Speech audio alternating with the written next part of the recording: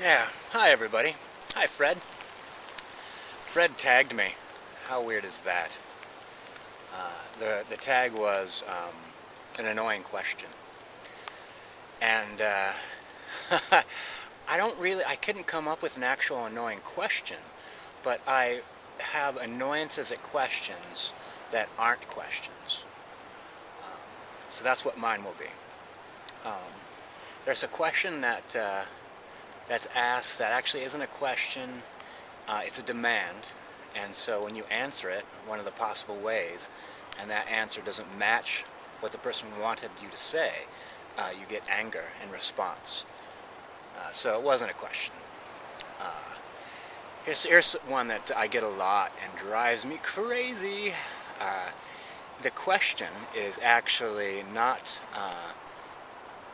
they're not interested in the answer. They've asked a question because they need a moment to think about something. Like something's changed. They're like, oh gosh, well, what do I want to do now? Or what's next? Or how am I going to come to grips with this situation now? So they just say like, well, first of all, let's get Earl on something. Let's get him answering the questions. And then once he's, midway in an explanation about something, I'll use that time to think about what I want to say or what I want to do next.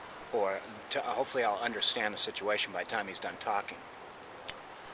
Oh gosh, it's like, why can't they just say, hey, can you give me a moment? I think that I may want to do something different here, but I need a moment to think. Be like, yeah, okay, I could do that.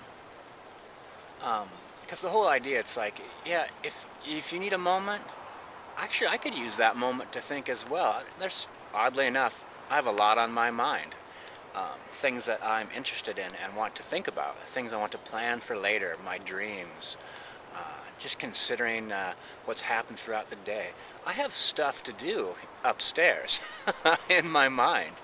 So the whole idea that someone would ask me a question as a distraction so that they have time to think while I recite something boring and simple for them that they're not interested in at all. And quite often it comes to be painfully obvious that they didn't listen to me a bit to this silly thing. Because sometimes later on it turns out actually they do need an answer to that question they asked earlier. And they don't remember a single thing I said. So, oh yeah. So questions that aren't questions annoy me. Questions that are demands, questions that are distractions. There's also a form of questioning to build up to the real question that I find troublesome. What they're trying to do with these questions is remove as many possibilities from you as possible. So when you actually get asked the question, hopefully they've winnowed down your choices to be the one that they want you to come to.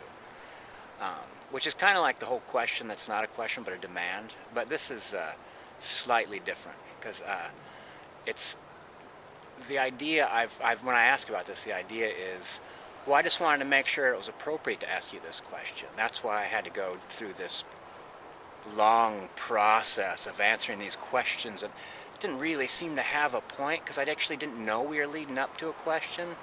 So by the time we finally get to the question, I'm like, oh gosh, why didn't you just ask me if I could help you move Saturday? Why did you ask me all those questions? I can't help you move Saturday. I'm going to a wedding. If you just would have asked me right at the beginning, we could be working on some other ideas for how you're going to get help moving. Instead, we've been talking for a long time, and now I'm annoyed. Oh boy. Hey Fred, thanks for tagging me. That's weird. I've never been tagged before, and the whole idea that you tagged me it's bizarre. But I appreciate it. That's cool. All right, so Fred, thank you. For the rest of you, peace out. And don't ask me any questions unless you want to know the answer. All right.